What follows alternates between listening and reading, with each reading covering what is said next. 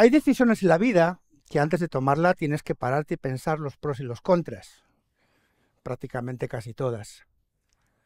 Porque luego a veces no, siempre vienen los problemas y las sorpresas son muy desagradables. Cuando Lidia y yo pues decidimos buscar un piso en propiedad ya va a hacer 25 años. Este año acabamos de pagar la hipoteca. Por fin poder decir que podemos invitarlos a nuestra casa y no a la casa del banco. Pero había varias opciones y una de ellas era un adosado. Estaba en precio, estaba cerca de la playita y pocos vecinos. Y la verdad es que era atrayente. ¿Qué pasa? Que está más o menos como a 10 minutos, 15 minutos del centro del Grove.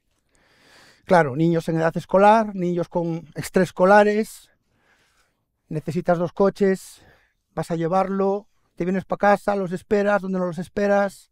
¿Cómo cuadras todo? Y al final optamos por otra opción porque vimos que aunque la cosa tenía sus pros, tenía unos contras un poco complicados, aunque luego el Señor con estas ironías de la vida pues nos hace hacer 1 hora de camino para venir a la iglesia, pero bueno, eso es otra historia. 2 caras, cosas a considerar, hay que sentarse y pensar las cosas, porque muchas veces eso, pues... Y de esto va el mensaje de hoy, no la interpretación, pero sí la aplicación. De las 2 caras, de los 2 aspectos a considerar en cuanto al servicio cristiano, lucha y gloria. Aunque en nuestras Biblias aparece como 2 Corintios, hay bastantes pistas, y esto fue muy entretenido el encuentro que tuvimos los predicadores para buscar un punto común. Bastantes pistas que nos indican que no era la segunda que escribió a esa iglesia. La iglesia en Corinto fue fundada por Pablo en su segundo viaje misionero, lo encontramos en Hechos 18. Más tarde recibe noticias de graves problemas en la iglesia y escribe la carta de 1 Corintios para corregirlos. Y esto lo sabemos con toda seguridad, esto es algo innegable. Pero, aunque el relato de Hechos no lo recoge, cuando leamos 2 Corintios con calma, nos da a entender de que hubo un viaje posterior, una visita posterior en la que Pablo no fue muy bien recibido, o incluso directamente ya ni recibido, y le dieron con la puerta en las narices. Fue tal el dolor que da a entender la epístola de que envió una carta a la que se refiere a ella como la carta dura, una carta que no se ha conservado. Quizás el Pablo del que nos habló la semana pasada Abraham, ese Pablo especialito, estuviera en esa carta y el Espíritu Santo dijo, bueno, no, esto mejor lo vamos a dejar al lado porque inspirado era poco. Quizás en vez de Pablo la escribió Saulo. Quizás era más del viejo hombre que del nuevo hombre y por esa razón no ha llegado a nosotros. Esa carta es llevada por Tito y mientras tanto Pablo viene de vuelta a Troas, a Asia Menor, cruza de lo que es Grecia, de lo que es Macedonia, de lo que es Europa, vuelve a Asia Menor y se queda allí esperando a que Tito venga con la respuesta.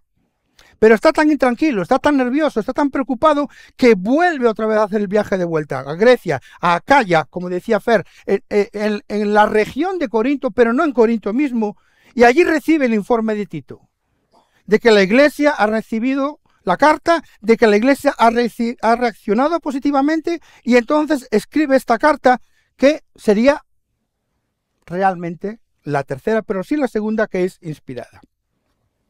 Digo esto porque esto es importante para que podamos entender el contexto, porque como dijo Fer hace dos semanas, sí, la Biblia es un libro honesto y es un libro realista. Presenta las cosas buenas y presenta también las cosas malas.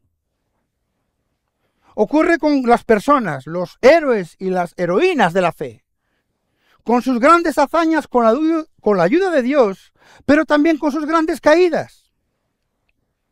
Nos muestra congregaciones locales con muchas cosas que imitar, y en estos días oímos hablar mucho, ¡ay! La iglesia primitiva, eso sí que era una iglesia. Bueno, pues si lees Hechos y las epístolas ves que estaba bien, que había muchas cosas que imitar, pero también tenía problemas muy serios. Desde los primeros años, problemas de mentira, problemas de engaño, problemas de murmuraciones, de contiendas, de rivalidades. Al fin y al cabo, las iglesias es un grupo de personas. Y donde hay personas, tarde o temprano, acaba habiendo problemas. Y lo mismo ocurre con el ministerio.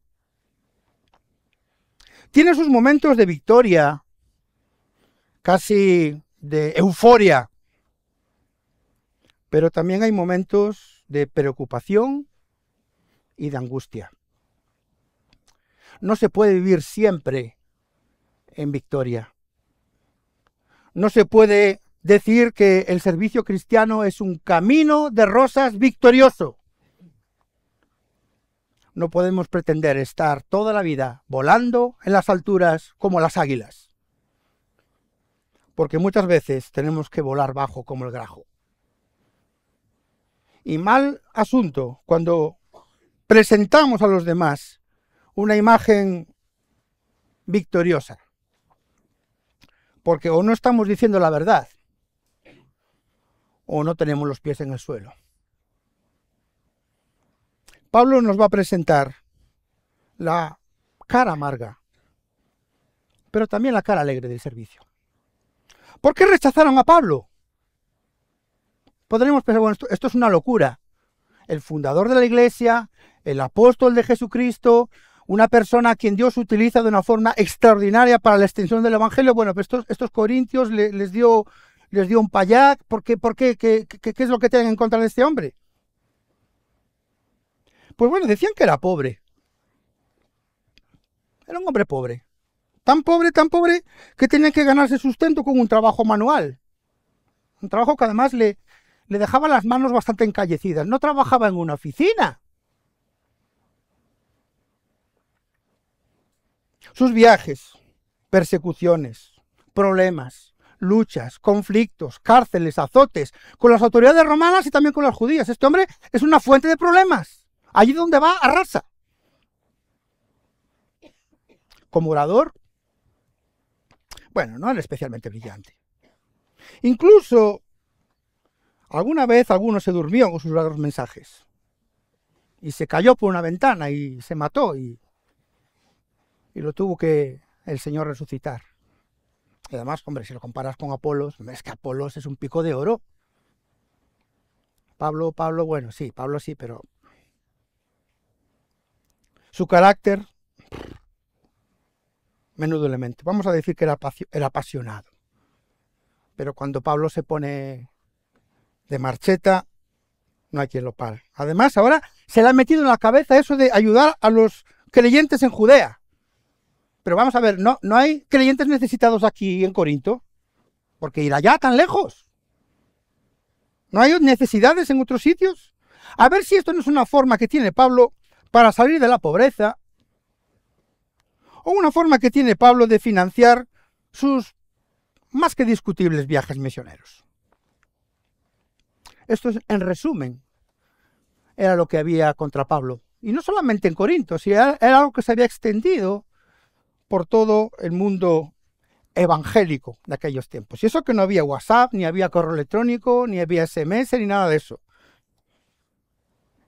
El servicio a Dios está lleno de momentos muy difíciles. Y al igual que un evangelio fiel a las Escrituras no puede prometer que el creyente no tendrá ningún problema desde su conversión y que todo va a ir sobre ruedas, la palabra de Dios y la experiencia de muchos de los que estamos aquí, un testimonio basado en décadas de servicio, tenemos que decir que servir a Dios no es un camino de rosas. El pasaje de hoy nos presenta con toda honestidad algunas de las grandes preocupaciones que va a traer esta decisión. Spoiler. Al final nos espera el triunfo. Al final nos espera la victoria. Al final nos espera la corona en Cristo y por el poder del Espíritu Santo en nuestras vidas y ministerios. Pero mientras estemos aquí, lucha. Cuando venga el Señor, gloria. Y vamos a leer el pasaje que encontramos en 2 Corintios capítulo 2, versículos 5 al 17. Vamos a leerlo en la versión la Biblia, traducción interconfesional. Esta semana alguien preguntaba por qué no utilizábamos siempre la misma Biblia. Bueno, no, y alguien le contestaba muy acertadamente que cada versión, cada traducción a veces introduce giros, traducciones que nos hacen ser más entendible determinados conceptos que en Biblias con un lenguaje más antiguo a veces se nos hace un poco más difícil. A mí esta es una que me gusta mucho y bueno, podéis verlo en cualquier otra versión porque al fin y al cabo todas son traducciones.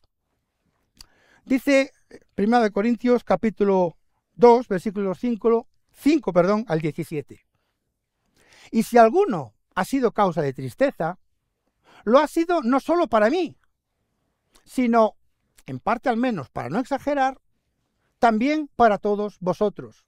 La mayoría de vosotros ya le ha impuesto un castigo que consideró suficiente. Lo que ahora procede es que le perdonéis y lo animéis, no sea que el exceso de tristeza lo empuje a la desesperación. Por eso, os recomiendo que le deis pruebas de amor. Precisamente os escribí, para comprobar si estabais dispuestos a obedecerme sin reservas. A quien vosotros perdonasteis, también yo lo perdono. En realidad, lo que yo he perdonado, si algo he tenido que perdonar, lo he hecho por vosotros. Y el mismo Cristo es testigo. Hay que evitar que Satanás saque partido de esto, conociendo como conocemos sus ardides. Me dirigí pues a Troas para anunciar el mensaje de Cristo, y aunque se me ofrecía allí una magnífica oportunidad de trabajar por el Señor, mi corazón estaba sobre ascuas al no encontrar allí a Tito, mi hermano. Así que me despedí de ellos y salí para Macedonia.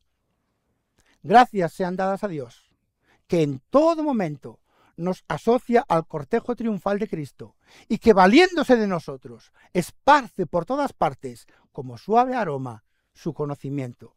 Porque tanto entre los que se salvan como entre los que se pierden, somos como buen olor que Cristo ofrece a Dios. Para los que se pierden, aroma que lleva inexorablemente a la muerte. Para los que se salvan, fragancia que conduce a la vida.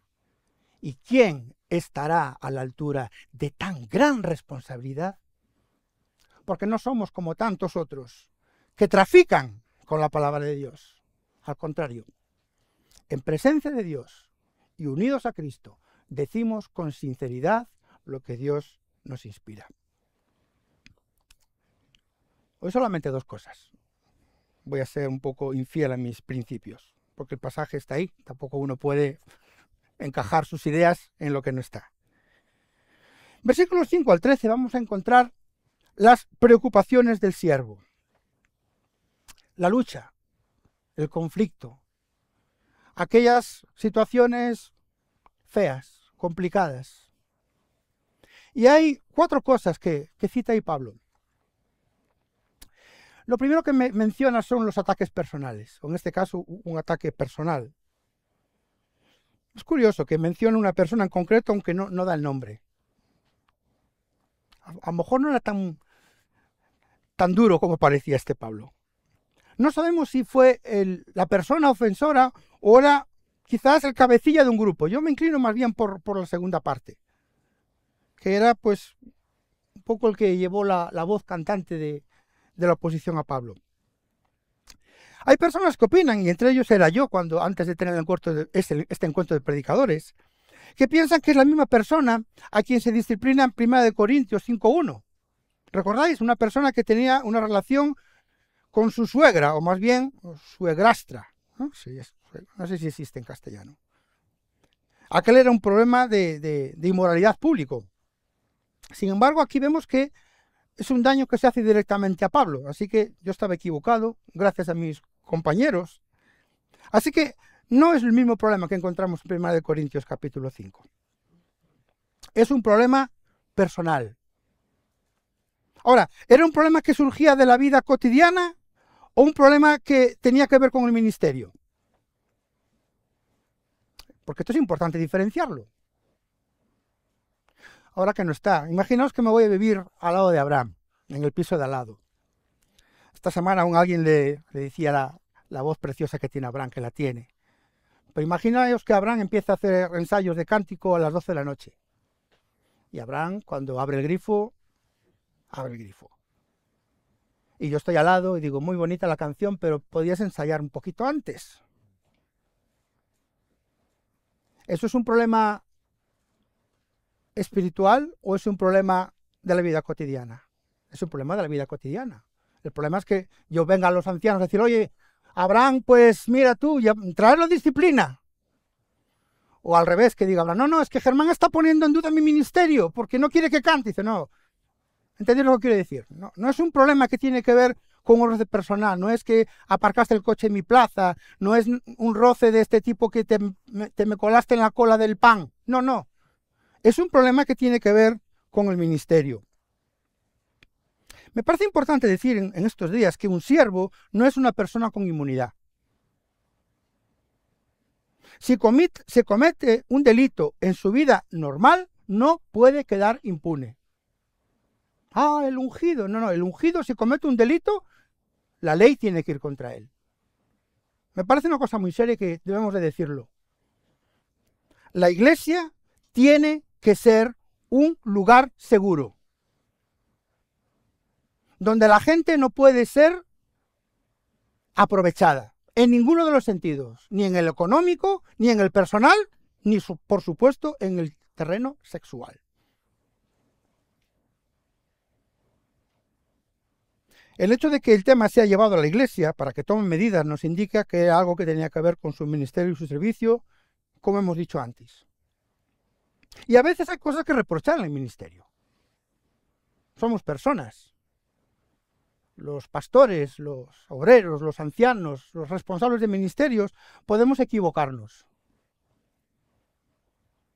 Pero, ¿cómo llevar esa reclamación, ese reproche? Pues tiene que hacerse por los cauces adecuados y con el propósito correcto.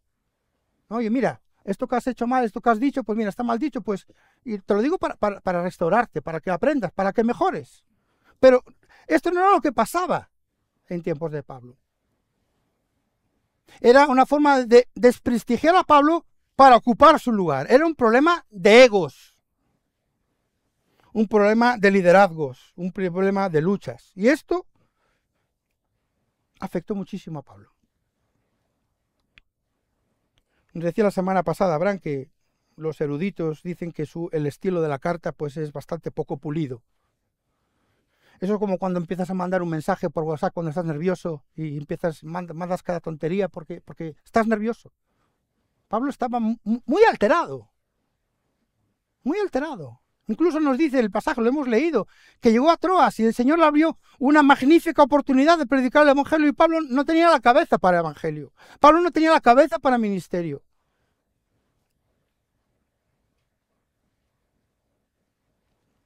Creo que en el servicio cristiano lo más doloroso es esto. Cuando se pone en duda sobre todo tus motivaciones. Sobre todo poniendo en tu boca cosas que no has dicho acerca de lo que se supone que quieres hacer. Y eso muchas veces te afecta de tal forma que no eres capaz de hacer nada. Pierdes el sueño, pierdes el apetito, pierdes las ganas de reír. Te cuesta muchísimo sentarte y preparar un mensaje, una escuela dominical, ensayar una canción de alabanza. Los ataques personales están ahí, hermanos y hermanas. Y hacen mucho daño, mucho daño. Y especialmente a Pablo le dolía que venía de gente que debía de estarle agradecido. Porque Pablo se había entregado a ellos con cuerpo y alma. Si trabajaba por sus manos no era porque fuera pobre, sino porque no quería serles de carga. Nos podríamos parar mucho en esto, pero mejor no lo hago, porque me conozco. Pero está ahí. Está ahí. Ataques personales. Otra preocupación, el bienestar de las congregaciones. Aunque el ataque lo había recibido Pablo en persona, las consecuencias también eran extensivas a la iglesia local. porque había un problema de egos, había una lucha por el poder y toda la iglesia se estaba viendo afectada de una u otra manera. Estaba preocupada por ellos. Y por eso Pablo les ha escrito esa carta famosa que se ha perdido, gracias a Dios, nunca mejor dicho, para exponer la situación y para que la iglesia tomara las medidas oportunas. Por lo que hemos leído, a pesar de esa carta dura, la iglesia consideró necesario imponer un castigo o disciplina hacia esa persona en concreto. La iglesia, en general, por lo menos la mayoría, estuvo dispuesta a obedecer a Pablo, a reconocer su autoridad, en contraste con aquellos que ponían en duda su ministerio o incluso su llamado. El propósito de 2 Corintios y de 1 Corintios, y se me acaba de bloquear esto sí que ya sería apoteósico, tenía que ver con el bienestar de la congregación en Corinto. Y cuando leéis la mayoría de las cartas del Nuevo Testamento, quitando las que son personales, aunque las cartas personales también tienen muchos detalles, los escritores del Nuevo Testamento escribieron cartas a las iglesias preocupados por la situación de las iglesias. Los fundadores y las personas que tuvieron allí ministerio no se fueron de allí y se olvidaron de ellos. De una forma que no nos deja claro el relato, había un canal de información. Sabían qué pasaba con la iglesia, cómo iba la marcha, qué le pasaba al hermano tal o a la hermana tal, cómo iba funcionando, si progresaba o no progresaba el evangelio, si había o no había ancianos. Y había cartas de vuelta pues intentando ayudar y colaborar en la madurez de la iglesia. No se olvidaron de ellos, había una preocupación por el bienestar de las congregaciones. Y Pablo estaba muy preocupado por Corinto. Pablo estaba muy preocupado por todas las iglesias en general. Dice en el capítulo 11, versículo 28, capítulo 11, versículo 28, y para no seguir contando, está Pablo hablando de sus preocupaciones, para no seguir contando, añádese mi preocupación, diría, por todas las iglesias. Y en Colosenses capítulo 2, versículo 1, va más allá, porque quiero que sepáis la dura lucha, por eso elegí la palabra lucha, la dura lucha que sostengo por vosotros, por los de la Odisea y por tantos otros que no me conocen personalmente.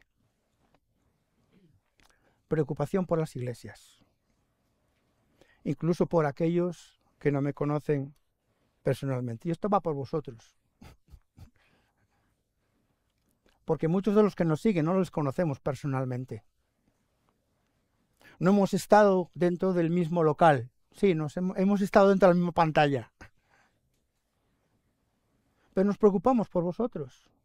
Porque sois iglesia. Porque sois cuerpo de Cristo. Así que una parte del servicio cristiano tiene que ver con pensar continuamente en el bienestar de las congregaciones. En el desvelo por cada uno de vosotros. Buscar la forma de que crezcáis en Cristo, de que le conozcáis mejor, de que le sirváis más y mejor. Es una lucha. Es un desvelo. Pero también pensar en el cuidado de las personas. El cuidado de las personas. Porque la disciplina no es algo agradable. Ni para el que la aplica, ni para el que la recibe. Esto es algo que entendemos más cuando llegamos a ser padres, ¿verdad, Timoteo? Ahora entiendes muchas cosas. Cuando te pasas al lado oscuro, cuando te conviertes en Darth Vader, entiendes muchas cosas. Y así pasa en la iglesia. La disciplina no es algo que mola. Bueno, vamos a coger a Javi y lo vamos a meter en el cuartito y vamos a disciplinarlo, va a ser impresionante. Va a salir hasta en nacer de nuevo. Y lo vamos a tener ahí hundido y humillado hasta que las ranas críen pelo. No me atrevo. Menos a Javi. El castigo no produce alegría. Es una experiencia formativa. Es una experiencia pedagógica. Hay un propósito, hay una razón, hay un porqué. Que la persona reflexione lo que ha hecho, que se arrepienta de lo que ha hecho y que haya un cambio de conducta. En el caso que nos ocupa, pues esto fue público y notorio y fue algo que hubo que hacerlo públicamente en la iglesia, pero a veces en la iglesia se aplica la disciplina en privado y nadie se entera. A veces hay cosas que deben de quedar entre los pastores y la oveja descarriada, porque no le va a hacer bien a la congregación saberlo, ni a la persona que eso se haga público. Tener un poco de confianza. Nos pedimos mucho más que eso. Pero Pablo nos dijo, bueno, ya está, lo disciplinamos, lo castigamos, lo dejamos ahí en el hoyo, pues venga, ahí, que sufra. A sufrir en el cuartito oscuro hasta que me canse. Y Pablo dice, no, espera. Hubo una ofensa. Hubo un castigo. Pero tiene que haber perdón. Y tiene que haber restauración. Es un perdón auténtico y genuino, no es postureo de cada galería. Vivimos en la época del postureo, ¿no? Cuando ves en Instagram, sobre todo, ves cada cosa que uno dice, tú, uf. A veces veo algunas personas que conozco y le veo con fotos y digo yo, madre mía, cuánto postureo. Pero Pablo dice, no, mira, yo no, mi perdón no es de postureo, no es para quedar aquí de espiritual. Pongo a Cristo por testigo. No se puede estar en disciplina eternamente cuando ha hecho efecto. Porque si esa situación se prolonga en el tiempo de una forma innecesaria, la tristeza puede llevar a la desesperación e incluso al abandono. Pablo dice, mira, perdonadle. Perdonadle como yo le he perdonado. Y es más, dadles muestras de amor, de cariño, de restauración. Que vuelvan a sentirse parte de la iglesia. Que sientan de una forma real que les habéis perdonado y que viváis en un ambiente positivo, en hermandad, en alegría y servicio al Señor. Pablo se preocupa por las personas. Y es cierto, con que nos preocupamos por la iglesia en general, pues hay una preocupación por las personas. Hay listas por las que se ora. Personas con nombre y apellido. En las reuniones de los miércoles se ora muchas veces, casi todas, con nombre, no con apellido, pero por personas. Y el Señor actúa conforme a su voluntad, conforme a su propósito y conforme a su poder. Los ataques personales, el bienestar de las congregaciones, el cuidado de las personas y por último, hay las maniobras del enemigo. Enemigo mejor con mayúsculas quedaba, pero bueno. Me dice que no. Luego tendremos una discusión amorosa. No todas las cosas malas que ocurren en la vida del creyente y en la iglesia son causadas directamente por la obra de Satanás o de sus secuaces. Muchas veces somos nosotros solo los que nos metemos en líos. Son nuestras desobediencias, son nuestras acciones, son nuestras inconsciencias, nuestras inconsistencias, y luego le echamos la culpa a él y a los suyos. ¡Ah! Es que fue Satanás. Bueno, Satanás tiene las suyas y ya pagará por ello, y bien pagado. Pero lo que sí que hace Satanás es que está muy atento a lo que ocurre, para aprovechar la ocasión que se le presenta y sacar mejor partido para su causa. Para aquellos que vivimos en los 80 y vimos baloncesto, ¿os acordáis de Dennis Rodman? El gusano, jugador de los Pistons y luego de los Chicago Bulls. Este hombre durante 7 temporadas consecutivas fue el líder en rebotes. Medía 2 metros 1 y le quitaba rebotes a Olajuwon, a Pat Ewing. Bueno, no sigo porque quitando Sam y Fer, creo que los demás, muchos no os enteráis. Pero este hombre cogía rebotes a gente que le sacaba 20 centímetros. ¿Cómo lo hacía? Hay un reportaje muy interesante sobre él y los rebotes. Y dice que cuando acababa el entrenamiento de los Chicago Bulls, pues Michael Jordan y Scottie Pippen, que eran los jugadores más anotadores, pues se quedaban un largo tiempo en el campo tirando a canasta, solos. Y Rodman se sentaba en un asiento y les miraba. Y todo el mundo pensaba, bueno, ¿este tío qué hace? Y cuando le preguntan, bueno, ¿y qué hacías? Y dice, mientras ellos intentan meter la pelota en el aro, yo me dedico a observar dónde va el balón cuando fallan. Así que él aprendió a colocarse y esperar el fallo. Y este es el enemigo, no Dennis Rodman, Satanás.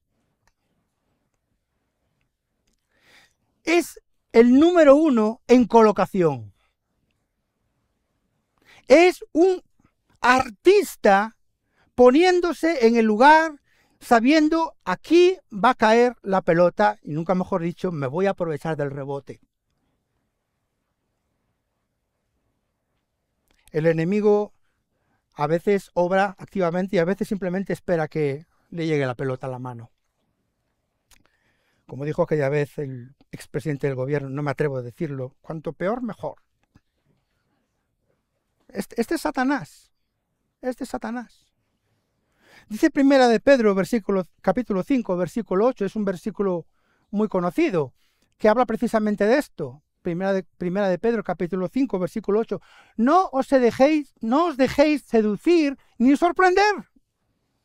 Vuestro enemigo, el diablo, ronda como león rugiente, buscando a quien devorar. Pablo sabe que por activa y por pasiva hay alguien que está interesado en estorbar o detener el avance, así que no podemos darle ninguna ventaja. Y esto, por resumir mucho, es lo que habla el pasaje. Hay otras cosas que no están en el pasaje, pero sin duda alguna esto constituye una parte de nuestra lucha en el servicio cristiano. Versículos 14 al 17, el premio del soldado.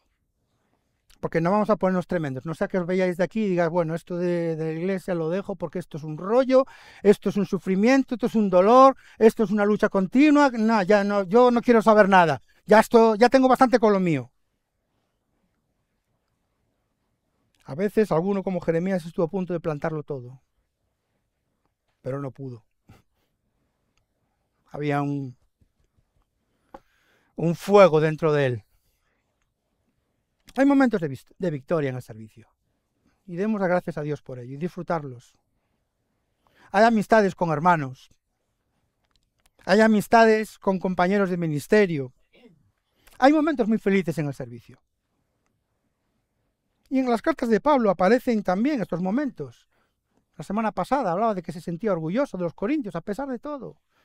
Y hay muchos saludos por hermanos, hay muchas cosas donde dice, vosotros sois nuestras cartas. Cuando le escribe a los filipenses les dice que todo el mundo les conoce y saben de su buen testimonio. Pero en esta ocasión Pablo no va a mirar a corto plazo, ni tan siquiera a medio, sino a largo plazo. Una mirada hacia el futuro victorioso final. Y Pablo habla aquí de triunfo y podríamos pensar que se dice, pues antes dijiste que no, de que siempre hay victoria. Dice, no, es que no está hablando aquí de que todo va a salir bien. Hay que pensar que Pablo está escribiendo en el siglo I a personas de un ambiente greco-romano. Y esto era para Tony, esto era para él. Porque Pablo tiene en mente una celebración romana que se le llamaba el triunfo. Y aunque la última había sido en el año 19 a.C., era algo conocido por las personas de aquella cultura. Pablo va a utilizar muchas figuras de aquella cultura, cuando habla de los soldados, cuando habla de los Juegos Olímpicos, cuando habla del agricultor. Y Pablo habla aquí del triunfo. Era una ceremonia muy especial, que solamente pues, se hacía en las grandes victorias, siempre con la autorización del Senado, no era algo que decidía la persona. Había otros tipos menores, como, bueno, no entro ahí porque no me da tiempo. Empezó como algo muy sencillo, algo muy simple, pero fue ganando en esplendor, incluso llegando ya a cosas ya muy extravagantes, como diría Obélix, están locos estos romanos. Llegaron a hacer cosas alucinantes. Básicamente era una procesión muy esplendorosa, donde primero iban sacerdotes con incienso, luego iban las tropas derrotadas, después iba el botín de guerra, luego iban los mandos intermedios romanos, después iba el general en su carro, y después, los últimos, después de todo, el ejército vencedor, sin armas. El general llevaba una ropa especial, que no usaba más y luego lo exhibía a la entrada de su casa. Incluso la llevaba cuando era enterrado. Se pintaba la cara para dar el aspecto de un dios. Las tropas recibían una recompensa que era varias veces su sueldo anual por la victoria. Había ceremonias a los dioses, había espectáculos públicos, todo ello pagado con el botín de guerra. El general iba en un carro especial, tirado por 4 caballos. La historia incluso recoge que hubo triunfos donde en vez de caballos utilizaron tigres, leones e incluso elefantes. Y cuando vas a Roma hay un sitio, que no me acuerdo del nombre porque lo tenía apuntado, donde hay unas placas donde se recogen todas las ceremonias de triunfo y cuáles fueron los generales que fueron celebrados. Y eso es lo que Pablo tiene en mente. Una mirada a largo plazo. Pablo está convencido de una victoria final. Seguro que en el proceso habrá dolor para los soldados, habrá heridas, e incluso quizás derrotas. Pero, spoiler, al final, Cristo vence. Nuestra responsabilidad es extender el olor de su conocimiento. Y este olor del conocimiento de Cristo, esta predicación del Evangelio, según la respuesta, será algo grato o algo ingrato. Será algo para vida o para muerte. Porque el mismo Evangelio que es para salvación, también es para condenación. No hay un término intermedio. Me gustaría, pero no hay un término intermedio. Un día el triunfo de aquel que es cordero, pero que también es león, será manifestado públicamente con toda gloria y esplendor. Y Pablo se ve allí, desfilando, detrás del general, victorioso, sin armas, disfrutando de esa victoria. Pablo dice, ¿quién es competente de hacer esto? Humanamente ninguno estamos capacitados para servir al Señor. Humanamente yo no estoy capacitado para estar aquí. Pero ni yo ni todos mis compañeros. Y no estoy menospreciándoles. Es Dios quien nos pone en el ministerio. Es Dios quien nos hace estar aquí. Pablo acaba diciendo que el ministerio no tiene que ver con mejorar la posición económica. Aquí no estamos para traficar. Y a mí es una cosa que me da mucho miedo. Y le escapo mucho al tema de dar gracias por la ofrenda o decirlo por la pantalla porque la gente lo puede entender muy raramente. Hay mucho abuso, mucho abuso. Pero Pablo no se había hecho cristiano para ser rico. Pablo era de Tarso. Pero nos dice el libro de Hechos que él estudió en Jerusalén a los pies de Gamaliel. O sea que Pablo fue a estudiar a la universidad, no a la que estaba allí en Tarso, sino a una que estaba en Jerusalén. Pablo necesariamente tenía que venir de una familia adinerada. Mandar un hijo a estudiar fuera de tu comunidad autónoma no es barato. Ni ahora, ni en el siglo I. Y hay eruditos que opinan que Pablo fue desheredado al convertirse. Que Pablo perdió todo su dinero, toda su economía, cuando decidió seguir a Cristo, tras encontrarse con el camino de Damasco. Incluso unos van más allá. Y dicen que Pablo pues estaba casado y que su mujer le abandonó por ello.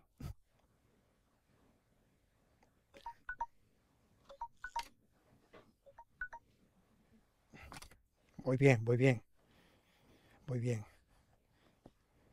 Perfecto.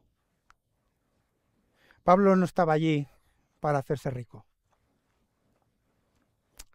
Pablo sí, lo que le importaba la riqueza, hubiera seguido siendo fariseo. Una mirada hacia la victoria. A lo mejor al bajar alguno me pregunta, bueno, Germán, ¿y después de lo que has dicho, volverías a hacerlo? Cuando empezaste a servir al Señor con 17 años, ahora ya al filo de los 60, sabiendo lo que sabes, sabiendo de experiencia, habiendo pasado por lo que has pasado, ¿lo volverías a hacer? Sin dudarle un momento, sí. Y creo que tanto Walter, como Tony, como Samuel, lo volveríais a hacer.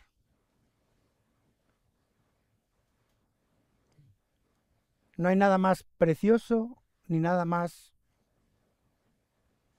no sé ponerle palabras. Mira que yo sé de hablar, pero no encuentro palabras. Que servir al Señor.